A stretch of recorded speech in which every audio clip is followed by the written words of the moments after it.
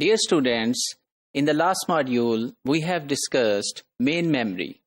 From today, we will be discussing mass storage and we will follow magnetic systems, optical systems and flash drives.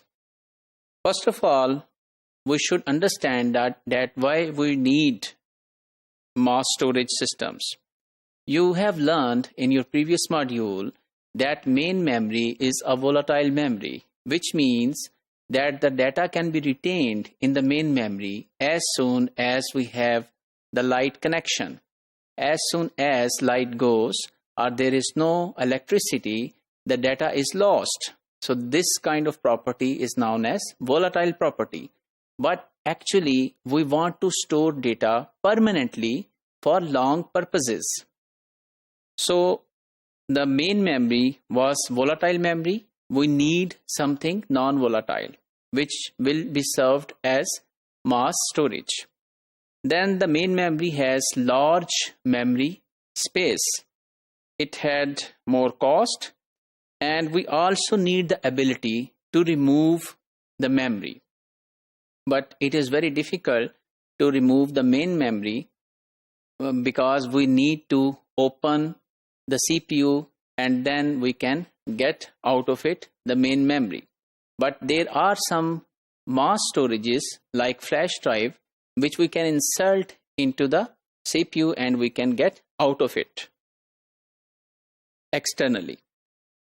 So there are different available mass storage systems like magnetic disks, CDs, DVDs, magnetic tapes and flash drives.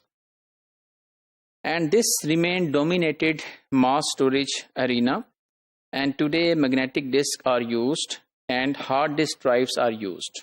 You must have heard about hard disk. That is a form of magnetic system. How it works? So in fact there is a thin spinning disk with magnetic coating to hold data, and there is a read-write head placed above or below the disk. I will show you in the next slide, and each head traverses a circle called track. So here you can see that there is a read-write head. So from here the data is being read, and these are the tracks you can see.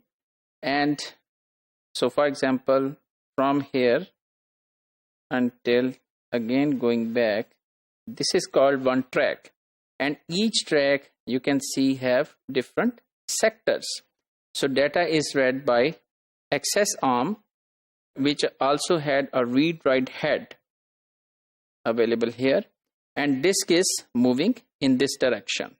So tracks are normally, each track is divided into equal sectors, and sectors have equal number of bits. About 512 bytes to few kilobytes are contained in each sector. And outer tracks contain more information because you can see that outer tracks are comparatively large in the area. So then there is a concept of zone bit recording. So adjacent tracks form some zones. So a typical disk contains 10 zones, and all tracks within a zone have equal number of sectors. So if I let you see the zones, so for example, these are the corresponding or adjacent sectors, and they can form a zone. So the read-write head coming into this direction can read data from the adjacent sectors. So this reduces the time to read and write the data. Then there are different parameters to access whether one disk is better or worse than the other. So these are different parameters to gauge the quality of a disk. For example, seek time, rotation, delay, latency time, access time and transfer rate. So let's define each of the parameter. So first of all is seek time. So seek time is defined as time required to move the read-write heads from one track to another. So for example, you are reading data from one track and there is a command to read another data which is relying on another track. So the time required to move the read-write head to that track is known as seek time. That is noted. So of course that should be less if the disk is considered good. And then there is a rotation delay.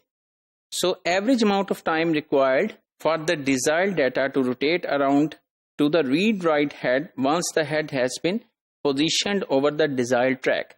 So for example, your read-write head is positioned to the right track, and then you want to locate which data should be fetched first. So that rotation delay, the rotation of your disk, that time is also noted. And when both of these times are added up, they form access time. So the access time should be lower so that your disk could be considered good. And then there is a transfer rate. So you have reached to your particular track with the help of seek time, and then you have identified which data you want to fetch, that is your rotation delay, and then you want to transfer that data from the disk or towards the disk. So that transfer time is known as transfer rate. So this should also be lower so that your disk is considered better. So if we conclude today's module, we have learned about magnetic systems that are under the main heading of mass storage systems, and we have discussed their needs, how they work, and what are the evaluation parameters to assess the quality and performance of the magnetic systems.